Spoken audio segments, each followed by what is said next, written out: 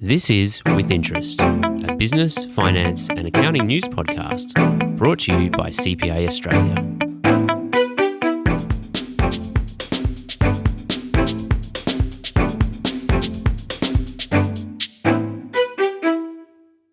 Hello, welcome to With Interest. I'm Gavan Ord from CPA Australia.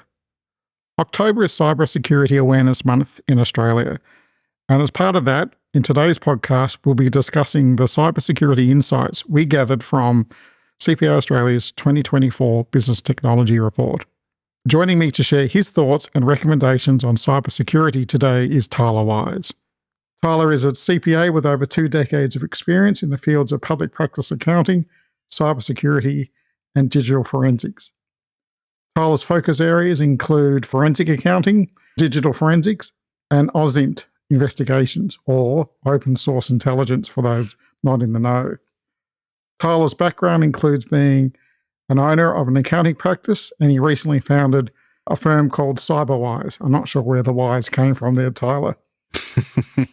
And in Cyberwise, he helps clients with cybersecurity, data integrity, and forensic accounting. Welcome, Tyler. Thanks, Gavin. Thanks for having me. First of all, I wanted to discuss some common cybersecurity mistakes that you see. What are the most common cybersecurity mistakes companies make? And how can these mistakes be avoided or at least managed? Yeah, the most common ones that we see are really not even technical mistakes. So there's the approach that it just won't happen to me. And I think that's because of what we see in the media.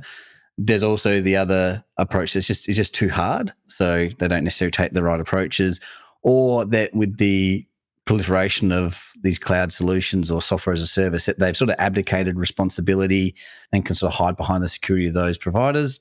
So none of those really hold water from a cybersecurity perspective. And they're also failing to undertake environmental scans of what they've got. So not necessarily of the larger environment, but of their own network. So thinking that the vulnerabilities might exist strictly into computers, laptops rather, workstations, when we see that printers are still a risk, modems are a risk, and the bring your own devices are a significant risk. So we try and get them to have an understanding of that and just take some small steps. Cybersecurity isn't a journey that's going to be finished overnight. So we encourage them to use some of the free resources that are out there, really familiarise themselves with the Essential 8 is a really good place to start. So that's from the Australian Signals Director on cyber.gov.au. And they can see at that point that the solutions they can introduce, they can do themselves. So again, low barrier to entry from a cost perspective, but it does have a really positive cybersecurity impact. And you mentioned about the media. Do you think that some people go, oh, look, it's just too hard to manage. I'm just not going to touch it. Is that what the sense you get sometimes when you come across some issues? Definitely. It just looks like it's quite catastrophic when something happens.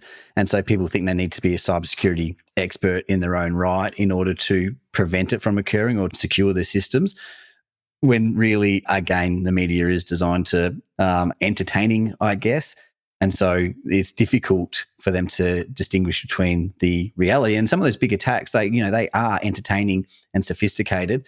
But what we see on the smaller spectrum is just really simple social engineering, phishing and ransomware are still super prevalent, which can be easily circumvented with just some education training and governance solutions, really.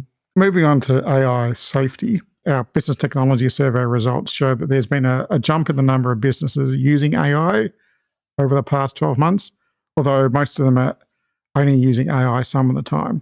What cyber risks are emerging in the AI space? So the cyber attacks that AI is helping is in the proficiency. So we start back with the large language models. That has caused a really increased strike rate of success for phishing, smishing, vishing, all those sorts of phishing things, because the language is now improved. So before you used to be able to laugh it off, it was written so poorly. Now it's drastically improved.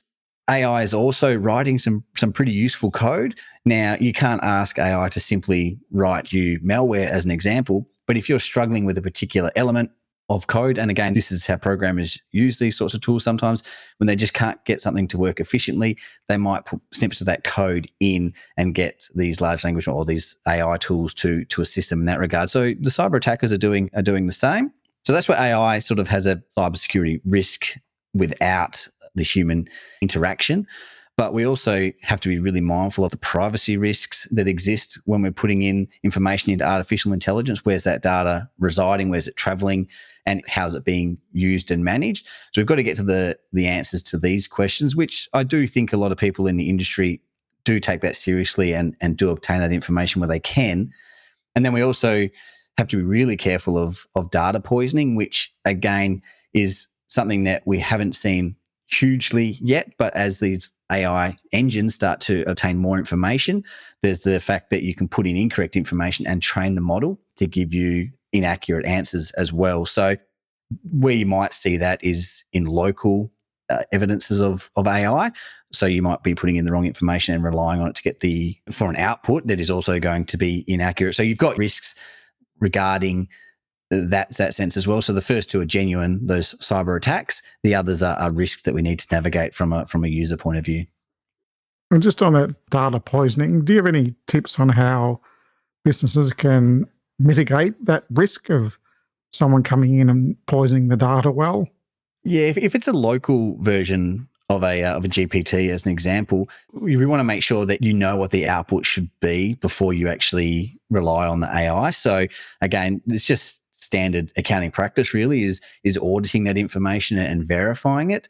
You need to also have really strong policies and procedures in regard to what information can go into and train the model. So in some instances, if you don't have that, you could have a junior staff, as an example, potentially feeding in information, trying to obtain an output, not realizing that at the same time they're training the model unbeknown to them. So that's one of the risks that you can mitigate with that. And just really, again, having a really good understanding about where that information comes from. We know with those large language models, they're at a point in time. If you know that, you can check to see if it's accurate. And then you don't want these AI tools to be replacing your ability to think and problem solve. You want it to complement it. So you should be able to identify if something isn't quite accurate. Again, we're looking for it to complement what we're doing, not replace us at this point. Moving on to cybersecurity and how that compares with other tech initiatives that the business might be undertaking. The survey results show that cybersecurity is one of the most popular technology initiatives of businesses of the last 12 months. Are you seeing examples where organizations might be prioritizing cybersecurity over other tech initiatives? And if so, do you have any tips on how businesses can strike a balance between security and other tech projects? Yeah, we probably don't see cybersecurity being placed as the priority over other technology initiatives unless, sadly, they've suffered an attack, in which case then it becomes the number one priority. But when people are making decisions for their business, what we're seeing is that it's not being prioritized, but it's certainly being considered now, when historically it was not worried at all, because it was, again, we had that abdication of responsibility mindset where if I use this service provider, they're handling security, and the notifiable data breach regime is where it's keeping a lot of people in check because we're ultimately responsible for that. So we're definitely seeing a lot of instances where people are considering it, which is really encouraging. And then sometimes some of those initiatives where they are just introducing technology are really simple technology things such as password managers and multi-factor authentication. Those sorts of authentication approaches are really, really important.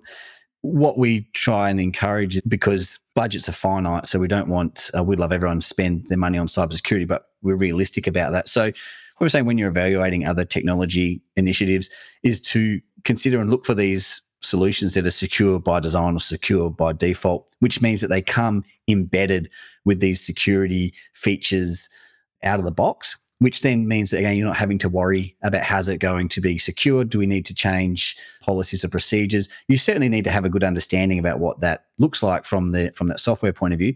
But secure by design, secure by default really mean that you can hang your hat on that there is some security mechanisms in place. We've been speaking with some vendors, when you ask them about what kind of security they've got in place, they kind of just freeze and don't want to answer the call because they're worried about being exposed, when it's not about that. It's just being able to answer those questions. And because you'll find out anyway, so I might as well tell you up front. I assume that's the case anyway. That's right. If they just said, oh, we don't have that, you'd be like, oh, that's fine. We'll make sure we put something in place locally to deal with that. And then at the same time, we do ask them if it's on their roadmap or something along those lines. But yeah, it's not a witch hunt, but people feel like it is. Just going on to SMEs and cybersecurity. So the survey results show that concerns over cybersecurity and data privacy are some of the top barriers to technology adoption with SMEs, top barrier being cost. How can SMEs who have limited resources adopt digital technologies while also addressing these cybersecurity challenges? What you want to do with that is again, it's a time investment is what we suggest, and which is difficult because everybody's time poor. But if you can take the time to have an awareness of what is going on and what you need, it really can help you understand the risks that you're undertaking. So data privacy is a hugely policed area at the moment. The OAIC release really regular reports, and they just released another one this week.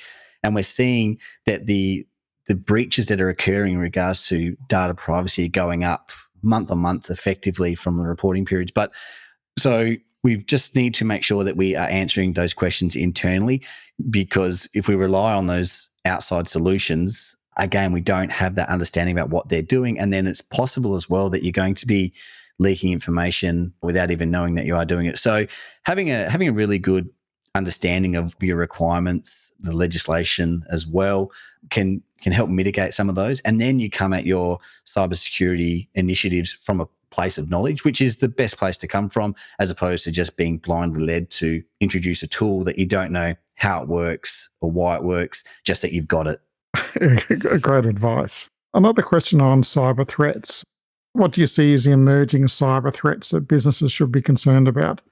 And are there steps that businesses can take to mitigate or manage those emerging risks? Yeah, the risk that we're sort of seeing, I wish I had something exciting to add, but it's almost like the same old, same old.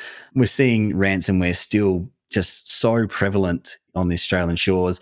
Recently, though, stealer logs have become very, very prolific, and even the ASD has released information on that. So initially, these are programs, malware, that people willingly download a lot of the time, but can also be put on your computer by accident or maliciously. And it's designed to obtain personal information, so passwords, usernames. And initially, we were able to pass this information locally ourselves just from the resources we had. It has far exceeded now our time and resource capability to do that on a daily basis. So these are really significant risks. And this is username and password combinations often that are available. There's also spyware. There's a whole bunch of things that happen with these stealer malware. But the risk where that we're seeing that mostly come to play is unfortunately from the bring your own device, because you can't control what people will put on that. And a lot of times the people who are falling victim to this are downloading something not untoward. They're trying to download something to help them do their job, unbeknown to them that it is obviously malware in its sense. So we're seeing that as a really big risk and something that is taking a lot of time and keeping us up at night. Alternatively as well, with the proliferation of hardware devices, we're seeing a lot of Internet of Things risks, which comes back to this, that if we had that security by design or secure by default approach, you can mitigate some of these. But cameras are a pretty good example. Some of those ship with the admin username password combination, which then means that these become a very strong attack vector point. So we just have to address our hardware introduction, and again, just some really simple hygiene to make sure that we're updating the username and passwords to something unique, long and complex is what we say a password should be. So changing those default credentials. And we don't want to be stopping people from deploying technology and driving business efficiencies. We just want them to take a couple of minutes longer and just add some security safeguards in place. You mentioned bringing your own device being an issue. Is there any sort of general observation you want to end the podcast on, which our listeners can take away and apply in their business? Yeah, I've been a really big exponent of bring your own device and the vulnerabilities that it brings. Most people don't like hearing it because you're just adding to their budget costs when saying everyone needs a work computer and a work phone. So in that instance, we just really encourage people to familiarise themselves with the Essential 8, because again, it's just a free resource from the Australian government that can help you increase your awareness and understanding of the risks.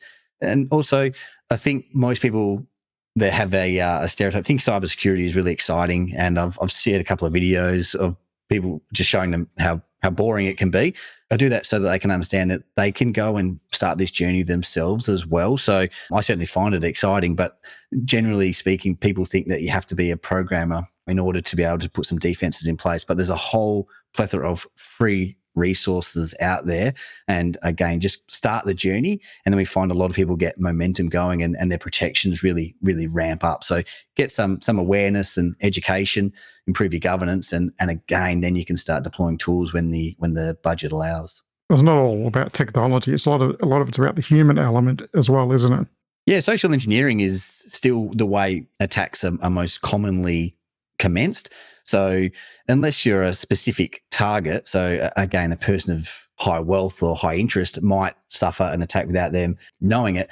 But when we think about smaller businesses and just normal everyday people as well, they're often receiving something that they're engaging with that then causes them to have that oh no moment. So, you click on an email you wish you didn't. And then we also see some people put their head in the sand and pretend it didn't happen because of the stigma that goes with the responsibility of saying I caused a cybersecurity incident. So we all make mistakes. I've suffered a cybersecurity incident myself back 10 years ago. No one's infallible. So we just need to let people know that you will make mistakes and it's okay if you do. Well, thank you, Tyler. It was great to have you on the show. Thank you very much. It was enjoyable. I had a great time. For more information about the topics we've discussed in this episode, and a link to CPA Australia's 2024 Business Technology Report and the Essential 8, I think we'll include in the show notes. Please refer to the show notes for this episode. With Interest is a regular podcast. If you like today's show, you can subscribe on your favourite podcast app by searching for CPA Australia's With Interest. I'm Gavan Ord. Until next time, thanks for listening. You've been listening to With Interest, a CPA Australia podcast. If you've enjoyed this episode, help others discover With Interest by leaving us a review and sharing this episode with colleagues, clients, or anyone else interested in the latest finance, business, and accounting news.